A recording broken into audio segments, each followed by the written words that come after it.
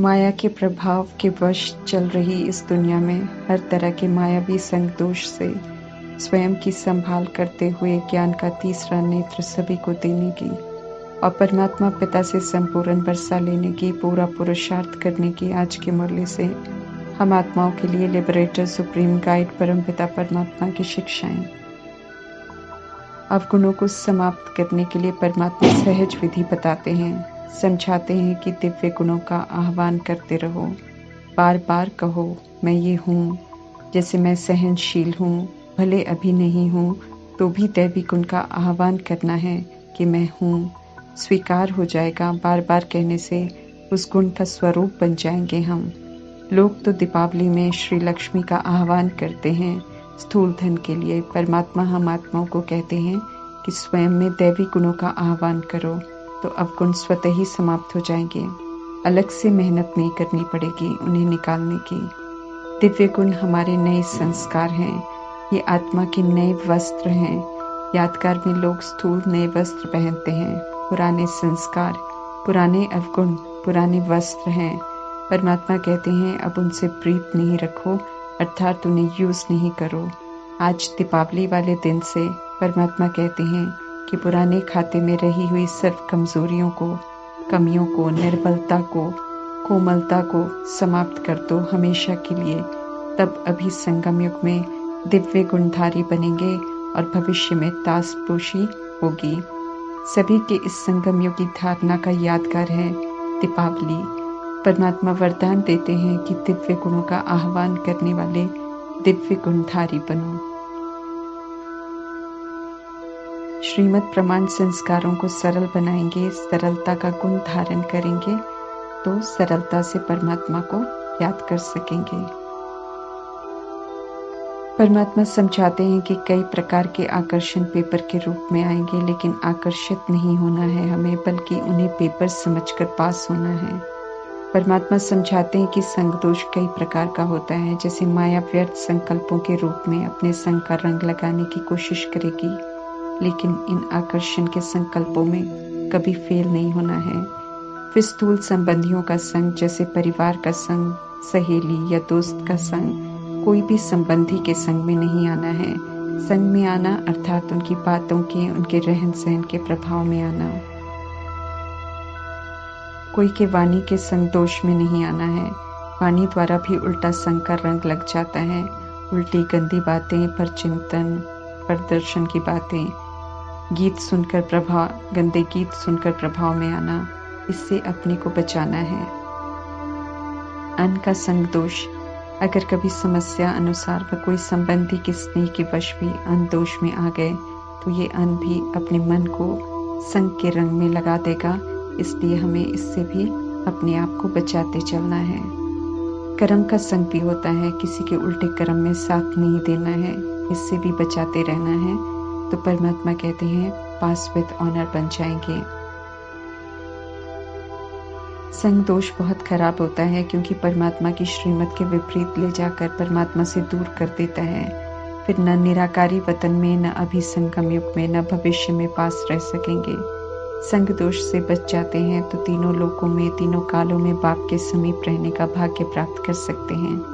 बुरा देखना, बुरा सुनना, बुरा बोलना, बुरा सोचना संग दोष है, इससे हमें बचना है और ईश्वरीय संग में रहना है। अनेक संग छोड़ना, एक संग जोड़ना है। बुद्धि सदैव ईश्वरीय संग में रहे, स्थूल संबंध में भी ईश्वरीय संग रहे। इस संग के आधार पर हम अनेक संग दोष से बच जाएंगे। पुरानी दुनिया से बुद्धि का योग हटाकर जब हम मरजीवा बनते हैं, अर्थात गुप्त वेश में आए हुए परमात्मा को पहचान कर उनका बनते हैं, तो ईश्वरीय जन्म होता है। ये हम आत्माओं का अलौकिक जन्म है, जिसमें हमें सत्य का परिचय मिलता है। परमात्मा के पिता के रूप में पालना मिलती है, बहुत खुशी मिलती है। इस अलौकिक बचपन को परमात्मा कहते हैं कि कभी भी नहीं भूलना, क्योंकि अक्सर कर जब हायर स्टडी होती है, माया की परीक्षा शुरू हो जाती है, अपनी ही कमी कमजोरियां सहज विदाई नहीं लेती हैं, या आपस में संस्कारों का टकराव होता है, तो ईश्वरीय बचपन को भूल जाते हैं, दिल शिकस्त हो जाते हैं, स्लो हो जाते हैं, इधर उधर भटकते हैं। माया फिर उन पर और भी हावी हो जाती है।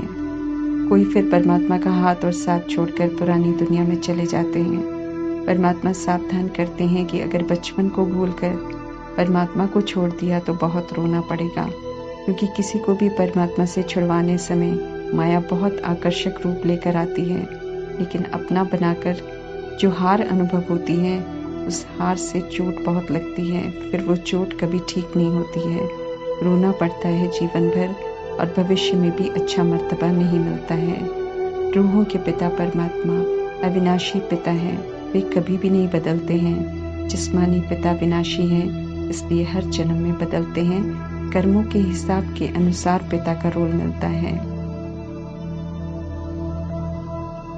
भक्ति में जो कहते हैं उसी प्रमाण युक्ति से औरों से पूछकर उनका ध्यान परमात्मा के सत्य की तरफ ध्यान खिंचवाना है। उसके लिए परमात्मा कहते हैं कि जैसे ब्रह्मा देवता नमः कहते हैं, विष्णु देवता नमः कहते हैं, लेकिन शिव परमात्मा नमः कहते हैं।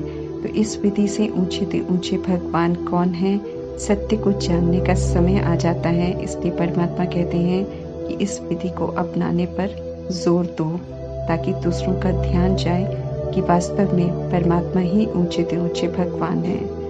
गॉड फादर कौन है, उनका सत्य सभी को बताना है, क्योंकि दुनिया में पाठ बजाने आत्माएं हैं जो शरीर में गुप्त हैं, दिखाई नहीं देती हैं, परंतु अभी पतित आत्मा बन गई हैं और उसे अब पवित्र बनना है, शरीर से मुक्त होना है। ऐसा वो परमात्मा की याद से ही हो सकती है। इसलिए परमात्मा का परिचय सभी को देना है।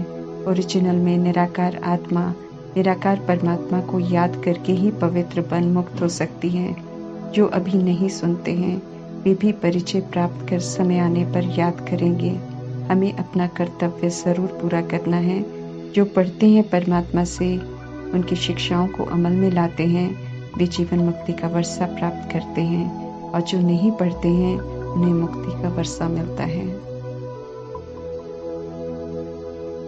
नई सृष्टि के रचता, पतितों को पावन बनाने वाले पतित पावन, नॉलेजफुल, लिबरेटर, रहम दिल, दया का सागर, सुख शांति प्रेम आनंद शक्तियों का सागर, दुख हरता सुख करता परमात्मा, गाइड, रत्नाकर, सौदागर, ये परमात्मा के गुणवाचक कर्तव्यवाचक शब्द हैं, जो ये दर्शाते हैं कि वे सर्वव्यापी अर्थात कण कण में नहीं हैं, बल्कि परम धाम में रहने वाले हैं और कल्प में एक बार सृष्टि पर आते हैं सब कुछ ठीक करने।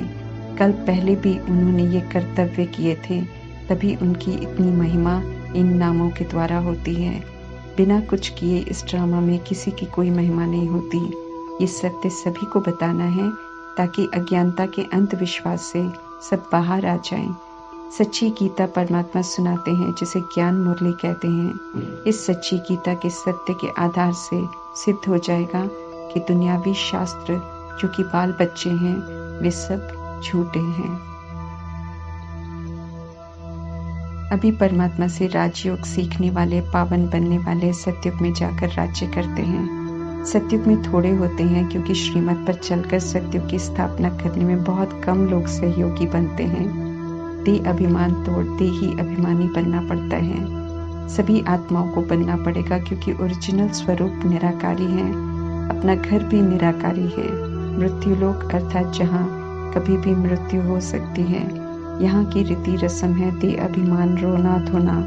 परमात्मा अविनाशी आत्मा और विनाशी शरीर का रहस्य बताकर मृत्युलोक की रस्में छोड़कर अमरलोक की देही अभिमानी स्थिति में रहने की और सदैव सुख शांति प्रेम आनंद शक्ति ज्ञान पवित्र का स्वरूप बन आत्मा के स्वधर्म में रहकर अमरलोक की रीति रस्म को निभाना कैसे है, वो सिखा रहे हैं। हम सब आत्माएं हैं, परमात्मा के बच्चे हैं, ये हमें भूलना नहीं है। औरों को भी कहना है कि भूलो नहीं। पुरानी दुनिया से वैराग होगा तो परमात्मा की याद ठहरेगी और नई दुनिया की याद में वहाँ के लिए पुरुषार्थ होता रहेगा। जो खत्म होने वाला है उसे हमें याद नहीं करना है। परमात्मा समझाते हैं कि ये सृष्टि रूपी नाटक है, इसमें सब एक्टर्स हैं, इसलिए किसी भी एक्टर से कोई मोह नहीं रखना है। कोई भी आत्मा रूपी एक्टर एक शरीर छोड़ दूसरा लेते हैं और दूसरा पार्ट बजाते हैं। इसलिए परमात्मा कहते हैं रोना नहीं है, रोने से कोई भी आत्मा वापस नहीं आएगी। परमात्मा से ज्ञान, आनंद, प्यार प्राप्त कर भरपूर बनना है और बाप समान देने लायक बनना है। विश्व की सर्व आत्माओं को देना है, इसलिए परमात्मा को बहुत मददगार चाहिए। जो परमात्मा का डायरेक्ट नहीं बनते हैं उन तक परमात्मा सब कुछ मददगार बनने वाले बच्चों के द्वारा पहुंचाते हैं। तीसरा नेत्र दिव्य नेत्र है। जिन्हें भी ये समझ कर नेत्र मिला है वो औरों का खोलने के लिए मिला है। स्वयं समझकर फिर औरों की भी मदद करनी है ताकि उनका भी खुले। हम सब भी जब तुच्छ बुद्धि बन जाते हैं तो परमात्मा पारस बुद्धि बनाते हैं। ऐसे ही फिर हमें औरों को भी बनाने की सेवा जरूर करनी है।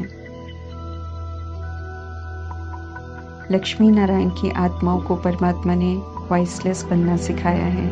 परमात्मा पिता विकारों से मुक्त होना सिखाते हैं, गंदे कर्मों से छुड़ाते हैं और निर्विकारी दुनिया बनाते हैं। इसलिए उनके द्वारा स्थापन राज्य में आत्माओं की वृद्धि बिना विकार में जाए होती है। जो इस पर प्रश्न उठाते हैं उनके लिए परमात्मा कहते हैं कि उनसे पूछो कि फिर देवताओं की महिमा सर्वगुण संपन्न, 16 कला संपूर्ण निर्विकारी, अहिंसा परमो धर्म के रूप में क्यों करते हैं।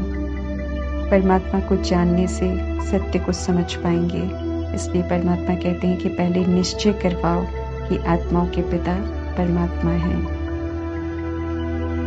स्वीट साइलेंस होम, मूल वतन हम आत्माओं का घर है। घर की स्मृति से वहां जाने के लिए हमें निराकारी और सतोगुणी बनना है।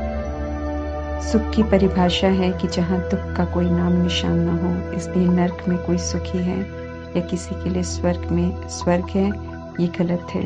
मूल वतन सच्चा शांति धाम है और सुख धाम में सच्ची सुख और शांति है। जैसे विष्णु लक्ष्मी नारायण का कंबाइंड स्वरूप है, ऐसे ही महालक्ष्मी भी विष्णु और लक्ष्मी का कंबाइंड स्वरूप है। ये सिर्फ एक सिंबल है, इसलिए 4 भुजा है। लक्ष्मी नारायण कहते हैं, पहले लक्ष्मी फिर नारायण कहते हैं। उनकी ईश्वरीय स्टूडेंट लाइफ में उनकी आत्मा जगदम्बा सरस्वती सबसे पहले कर्मातीत संपूर्ण बने और पुराने शरीर का त्याग किया। ड्रामा में विधि पूर्वक गायन और पूजन होता है। अमृत वेले परमात्मा शक्तियों से पालना करते हैं। उस समय उठकर परमात्मा से शक्तियां प्राप्त कर सशक्त बनने की और एकाग्रचित होकर उन्हें याद कर कमजोरियों को भस्म करने की समझ दे रहे हैं। परमात्मा पूज्य बनने का चिंतन चलता रहे, ये ध्यान रखना है हमें। आपस में भी पास्ट के लौकिक लाइफ का चिंतन न चले, बल्कि पास्ट स्वर्ग में हम सब क्या थे, अभी ब्राह्मण बनकर क्या करना है और भविष्य की प्रारब्ध का चिंतन चले। ये टेंशन रखना है, इससे लाभ है। बाकी लौकिक के व्यर्थ चिंतन से कोई लाभ नहीं है, बल्कि उदासी और गिरावट है। मीठे मीठे झाड़ का सैपलिंग अर्थात नई दैवी दुनिया की सैपलिंग लगा रहे हैं परमात्मा।